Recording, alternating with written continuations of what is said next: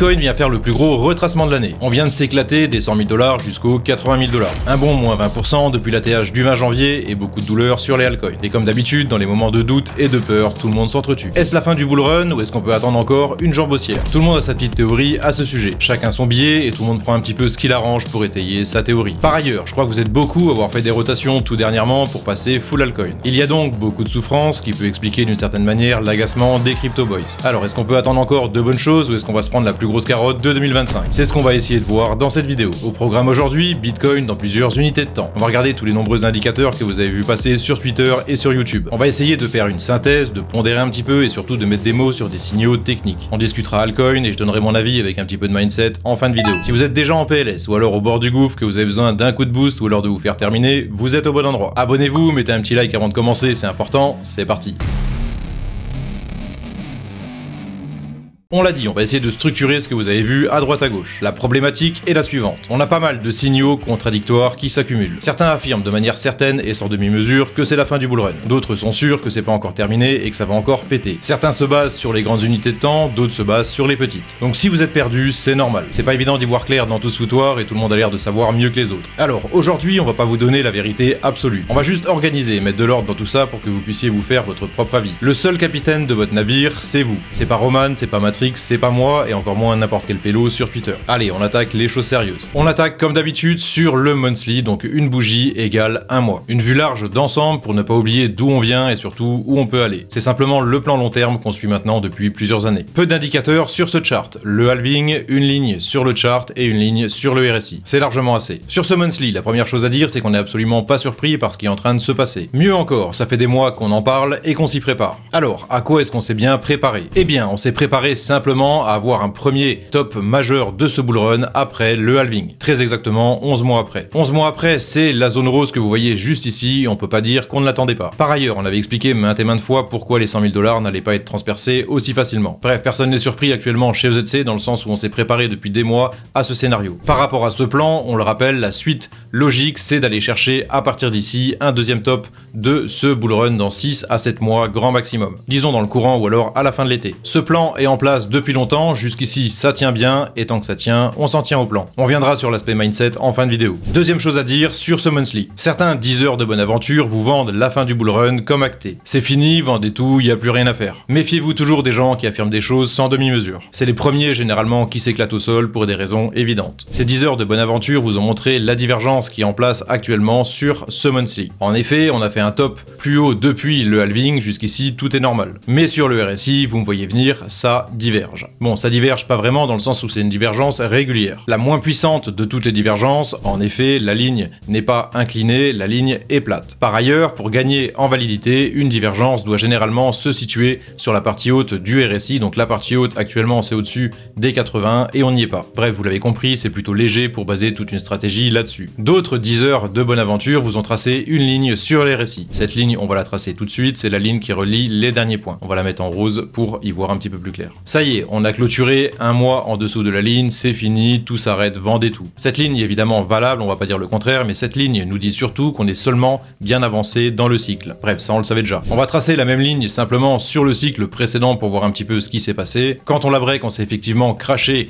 des 60 000 jusqu'aux 30 000 sur Bitcoin. Ça a fait mal pour ceux qui y étaient si vous vous rappelez, et tout était encore terminé à ce moment-là. Par la suite, on sait tout ce qui s'est passé, on a été chercher ni plus ni moins qu'un nouvel ATH sur les 69 000 $. Donc cette ligne, d'accord, on est bien avancé sur le cycle, on a fait x4 sur Bitcoin, on attendait une résistance sur les 100 000 et le retracement qui va avec. Mais rien de neuf sous le soleil. Donc on va éviter de tirer des conclusions hâtives et affirmer des choses sans demi-mesure. Pour l'instant et jusqu'à preuve du contraire, la structure est haussière avec certes une divergence régulière et un cycle qui est déjà bien avancé, mais jusqu'ici ça monte et tant que ça monte, on va rechercher, comme on l'a déjà dit, des targets hauts. Pour revenir sur la divergence, donc on vient de passer sur un chart vierge et c'est ce qu'on disait dans la formation EZC, la divergence régulière est la moins puissante de toutes les divergences dans le sens où on a une des deux lignes qui est horizontale. En plus de ça, et en cas de doute, on peut la coupler avec le MACD ici présent. Et sur le MACD, non seulement on se rend compte que ça ne diverge pas, mais qu'on est toujours en pleine montée. Les deux lignes sont bien orientées vers le haut et ne sont pas en train de croiser. Pour rappel, sur ce monthly, quand les deux lignes sur le MACD sont en train de croiser, on peut affirmer de manière quasi certaine qu'on est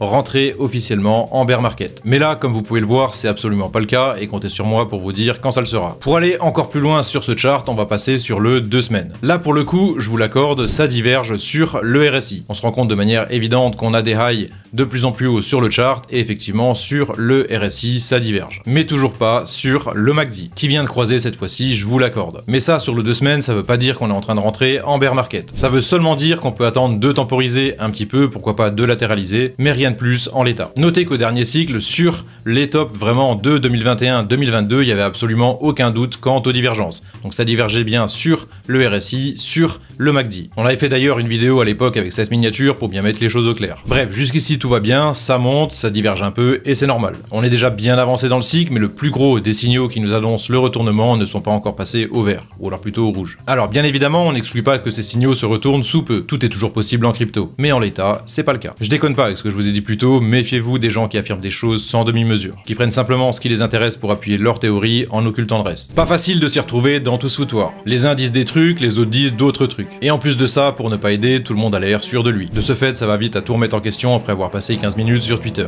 Et au milieu de l'équation, il y a toi. Toi qui as fait des rotations sur les altcoins juste avant le dump et qui espère une dernière jambe haussière. Le plan n'est clairement pas défini et tu te laisses guider par tes émotions en fonction des différents ménestrels que tu croises à droite à gauche. Y a pas de mal à ça, on y est tous passés et c'est une étape normale, je vais dire, du développement en crypto. Mais il faudra à un moment donné passer au-dessus parce que c'est une étape qui coûte souvent cher. Bref, si tu veux que ça coûte moins cher, c'est possible. Le ZC propose de t'accompagner au cours de ton périple durant les prochains mois en crypto. À prix correct bien évidemment et avec un suivi ultra personnalisé. Sans détour, on te crée un canal privé sur Telegram et les 4 de l'équipe ZC, donc Antoine, Camille, Xav et moi, répondent à toutes tes questions. On regarde ton portefeuille si tu le souhaites, on étudie et on optimise ta stratégie et surtout on envoie des good vibes dans les moments de doute. Pas de consultant comme ça se fait dans le milieu. C'est bien moi en personne et mes 3 acolytes qui vont te répondre sur le canal. Bref, si ça t'intéresse, premier lien directement en dessous de la vidéo. Tu règles, tu réponds au questionnaire d'entrée et on attaque directement les choses sérieuses. On passe maintenant sur le weekly et là aussi il y a des choses à dire. La première c'est concernant la bougie de ravalement qui a eu lieu courant de la semaine dernière. Tout le monde s'est enflammé avec la théorie sur les bougies de ravalement. Fin du bullrun, les 100 000 étaient le top de ce cycle, vendez tout et tout ce qui va avec. Ce que peu vous ont rappelé, c'est qu'on attend généralement les clôtures et notamment weekly pour tirer des conclusions. Et encore une fois, si en cours de semaine la bougie était bien basse, on a réintégré le range directement en fin de semaine. Ce qui nous a donné, je vous l'accorde, une belle mèche de l'enfer. Mèche de l'enfer qui au passage a liquidé tous les longs. J'ai pris une liquidation personnellement sur Ethereum le mois dernier et cette addition là je l'ai pas payée. Bref, on a enchaîné avec une deuxième mèche au courant de la semaine actuelle. Bougie qui sera clôturée dans 4 jours et 3 heures, probablement 3 jours quand vous regarderez cette vidéo. Donc en l'état, on est certes en dessous de la ligne, on est quand même pas bien bas, mais on ne tire pas de conclusion hâtive. On arrive sur une période extrêmement manipulée et Trump et sa clique n'y sont évidemment pas pour rien. Deuxième chose, le signal RSI qui était sur la miniature de la dernière vidéo. On a actuellement 3 points de contact vraiment sur ce signal. Et on avait donné 2 scénarios. Le premier scénario haussier direct ayant été écarté, c'est le scénario baissier avec un énième retracement et un contact sur les zones de rechargement qui a été choisi. Et tant mieux, ça peut que nous donner des meilleurs points d'entrée pour la suite de notre bullrun. Ce scénario baissier, c'était aussi d'aller chercher le gap des 80 000 $ qu'on avait bien détaillé vraiment dans la dernière vidéo et qui a été touché très exactement. Bon, sans tergiverser par rapport à ce qu'on avait dit vraiment dans les dernières vidéos, mieux on peut pas pour le moment. Bon, on attend quoi pour la suite sur ce weekly? Eh bien simplement de consolider cette grosse zone compris entre les 100 000 $ et les 80 000 $ dans laquelle on est actuellement. L'idée, ça va être simplement de prendre de l'élan sur ces points bas, donc sous les dernières mèches, et ce qu'on avait expliqué dans la dernière vidéo, prendre de l'élan pour, pourquoi pas, continuer ce qu'on a si bien commencé. On rappelle que la structure est toujours haussière. La structure, c'est avec des highs de plus en plus hauts et des lows de plus en plus hauts aussi. Et tant que ça sera ainsi, comme on l'a déjà dit, on va rechercher des targets hauts. Bon, qu'est-ce qu'il faut simplement pour invalider cette structure? Pour invalider cette structure, il faut faire un low plus bas que les derniers. Bon, je vous accorde, le dernier low, il est quand même très bas sur les 50 000.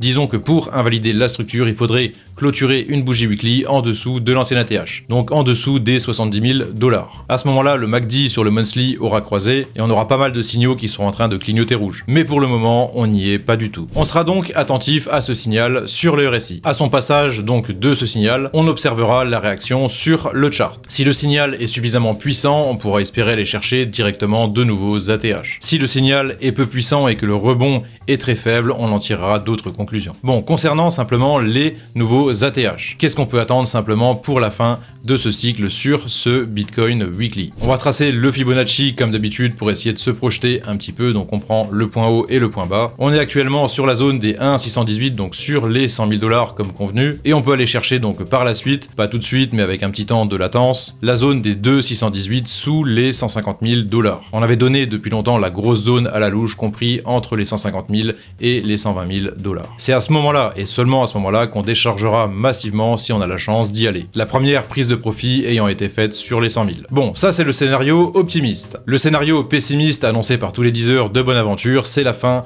du bull run simplement à partir de maintenant. C'est certes pas un scénario qu'on va privilégier dans un premier temps, on a montré que la plupart des signaux n'étaient pas encore validés pour le moment, mais comme on le sait, tout est toujours possible en crypto et on n'écarte aucune option. Bref, ce scénario, vous l'avez compris, c'est le break de la structure, on va clôturer en dessous de l'ancienne ATH, on rebondit pourquoi pas et on attaque vraiment un bear market à partir d'ici. Mais on parlera plus en détail de cette option dans une vidéo ultérieure. Le daily maintenant, une bougie égale un jour. On réduit encore un petit peu l'échelle. Beaucoup plus d'informations et par conséquent beaucoup plus de place à la manipulation. Et ça s'est encore vérifié ces derniers jours. Dans la dernière vidéo, on était encore dans le range au sommet juste avant de break par le bas. On avait justement fait un sondage tout dernièrement sur Telegram avec cette question bien précise. On avait montré donc le chart ici présent, on expliquait que le CG était plat, qu'il y avait sûrement un mouvement qui était en préparation, et on avait posé la question suivante, selon vous, dans quel sens ira le prochain mouvement significatif sur Bitcoin? Et la décision ne s'est pas fait attendre, on a évidemment break par le bas, et les gens qui ont voté donc sur ce sondage se sont simplement plantés. Je le montre parce que d'habitude on est bon sur les sondages, mais évidemment cette fois-ci c'est pas passé. Bon, si vous voulez nous rejoindre sur Telegram, vous avez un starter pack directement en dessous de toutes nos vidéos. Tout est gratuit, ça bouge, il y a du monde et il y a plein de canaux selon ce qui vous intéresse. Ça c'est mon canal analyse, donc mon canal personnel où je poste des petits trucs et où on fait des sondages. Bref, sur ce daily, comme dit dans la dernière vidéo, on a toujours un signal sur le RSI qui charge depuis le mois de novembre 2024 et qui attend son heure. Ça peut durer encore un petit peu de temps, quelques jours, pourquoi pas, on n'est plus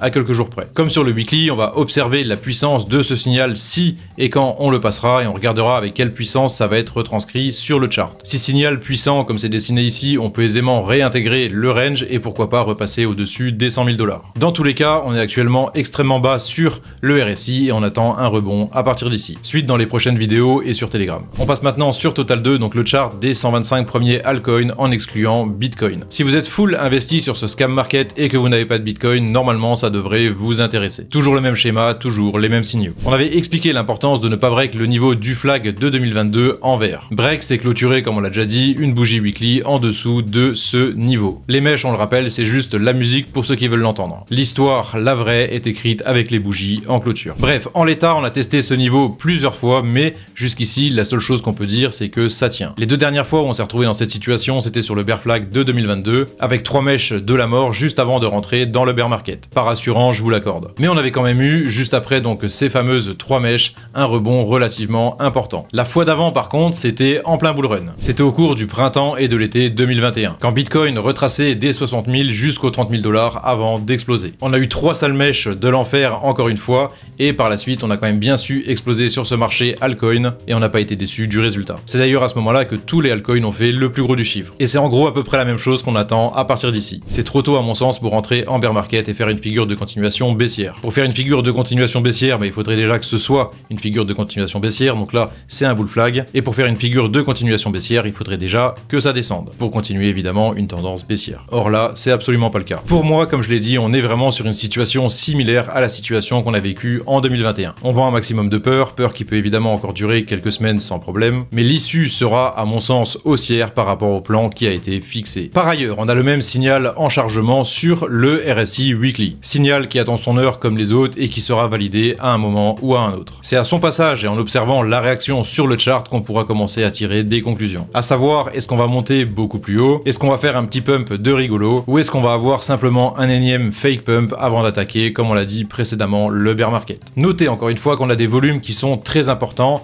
comme ça a été le cas vraiment sur les derniers cycles. Et surtout, comme sur Bitcoin, que la structure est toujours en l'état haussière. La structure, comme on l'a déjà dit, c'est des highs de plus en plus haut et des lows de plus en plus haut aussi. Bref, jusqu'ici, malgré la peur ambiante, tout va toujours bien sur les altcoins. Est-ce que c'est le moment de faire des rotations? Pourquoi pas? On peut même dire que c'est un moment indiqué. Est-ce que c'est risqué? Carrément. On l'a déjà dit, le plus gros du chiffre a déjà été fait. À partir de maintenant et au fur et à mesure que le temps passe, le risque augmente considérablement. Au bout des choses, comme on l'a déjà dit, c'est vraiment d'aller chercher cette vague 5 après être sorti vraiment de cette période de latéralisation, donc 1, 2, 3, 4 et 5e vague pour vraiment aller rechercher le plus gros du chiffre sur les altcoins. Alors, à défaut de lire l'avenir, je m'en remets au mois qui a établi ce plan il y a plus d'un an maintenant avec l'esprit reposé et surtout pas au mois actuel qui a moins 40% sur certains portefeuilles. Dans ces moments de peur extrême où on se laisse guider un petit peu par nos émotions, c'est absolument pas le moment de penser. Sauf si vous voulez penser avec votre émotion plutôt qu'avec votre cerveau. Le risque, c'est évidemment de faire n'importe quoi. Je pense que vous êtes pas mal aussi à être à moins 40, moins 50, voire moins 60% depuis les ATH. J'ai personnellement un portefeuille sur les mêmes coins qui souffre extrêmement. Si vous l'avez aussi de votre côté, vous savez de quoi on parle. Bref, pas de décision prématurée. Ce qui est fait, et ce qui n'est pas fait ne l'est pas. J'adore ces genres de phrases à la con, je les répète souvent. Ethereum maintenant, notre shitcoin préféré. C'est bon, calmez-vous, je parle pas de fondamental. Quand je dis shitcoin, c'est ce que vous voyez ici devant vos yeux sur le chart. Un bon moins 50% depuis les tops du mois de décembre, fallait le faire quand même. On peut pas parler de jetons solides. Ou alors faut qu'on définisse ensemble la notion de solidité. Bref, le support long terme est définitivement cassé sur Ethereum. On avait eu quelques rebonds importants dessus au cours des dernières années, mais on peut dire que cette fois c'est la bonne. On avait dit textuellement dans la dernière vidéo et même dans celle d'avant que Ethereum se trouvait dans une position extrêmement délicate. Disons qu'en l'état et avec ce qu'on a devant les yeux, ça ne s'arrange pas. Simplement, qu'est-ce que ça veut dire? Eh bien qu'on est actuellement sur le support des 2000 $.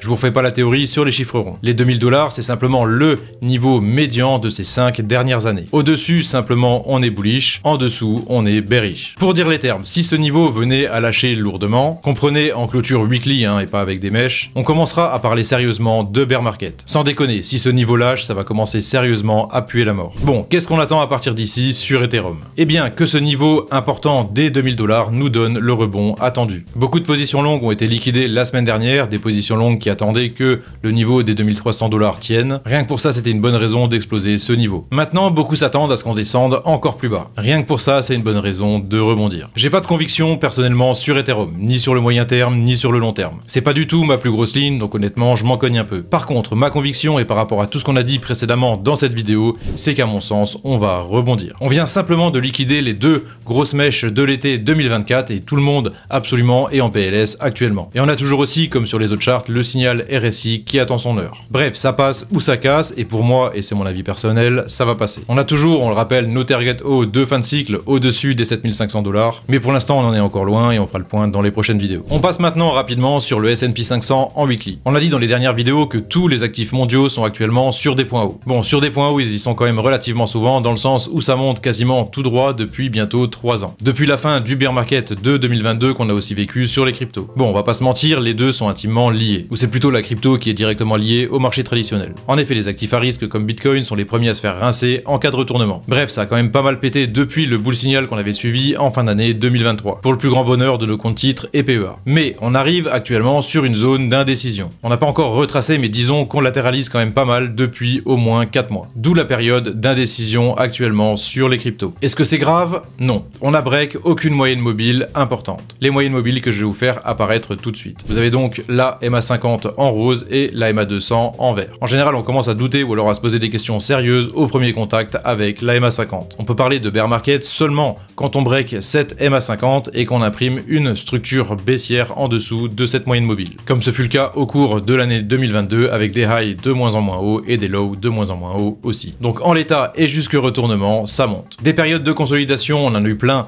de par le passé. C'est pas la première fois que ça arrive, on en a eu vraiment plusieurs, on peut en voir vraiment plusieurs directement sur ce graphique. C'est pas la première fois ni la dernière fois que ça arrive. Alors pour les vendeurs de peur, encore une fois, je vous vois venir, ça diverge. Mais encore une fois, et comme on l'a déjà démontré, ça peut diverger longtemps avant qu'il se passe quelque chose sur le chart. On peut se mettre simplement en 2019, on a encore une fois une divergence et par la suite on n'a pas de retracement, ça monte. On peut se mettre juste après le Covid, encore une fois, on a une petite divergence comme ceci et par la suite on a un très léger retracement avant explosion. Par la suite on a une grande divergence régulière comme on l'a vu précédemment sur Bitcoin et on peut voir que ça prend un certain temps avant d'aller chercher vraiment un vrai bear market. Cette démonstration, je peux vous la faire plein de fois suite. Encore une fois ici, on a le signal, ça diverge et derrière on n'a même pas de retracement, on explose tout droit. Encore une fois, la même divergence juste derrière et on explose. Bref, si vous commencez à trader les divergences sur le S&P en weekly, vous avez vendu pas mal de points hauts et vous avez loupé pas mal d'opportunités. Donc en l'état, je vous l'accorde, ça diverge depuis un certain temps. On aura très certainement un retracement qui est peut-être même en train de se jouer devant nos yeux, mais on n'a aucune garantie de rentrer encore une fois dans un nouveau bear market. Donc jusqu'ici, et si j'ai pas été assez clair, on n'a aucune raison de s'inquiéter sur le chart. L'information qui m'interpelle, et j'en ai déjà parlé, elle est pas sur le chart. C'est le fait que des investisseurs célèbres et réputés comme Warren Buffett par exemple sont passés en cash. 300 milliards, c'est pas rien quand même. Est-ce qu'il sait des choses qu'on ignore? Probablement. Est-ce qu'on doit paniquer pour autant? Pas nécessairement. On n'est que du retail après tout. Avec une vision relativement moyen ou long terme en année, on est quand même tranquille. Donc jusqu'ici et jusque confirmation du retournement sur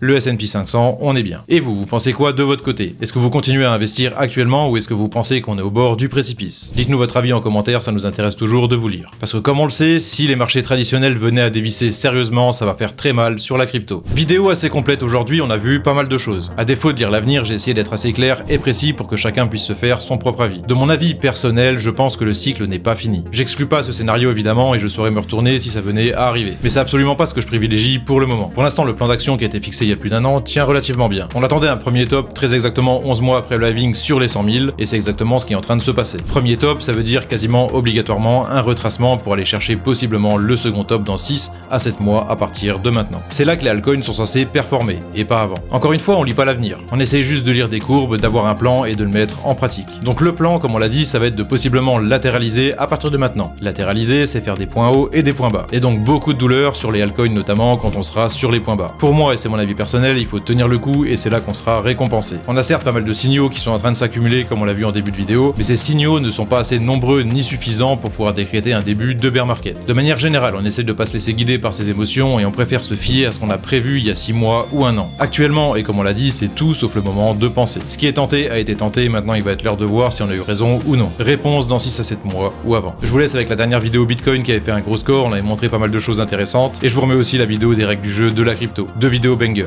Prenez soin de vous, faites pas les fous, à plus les potos.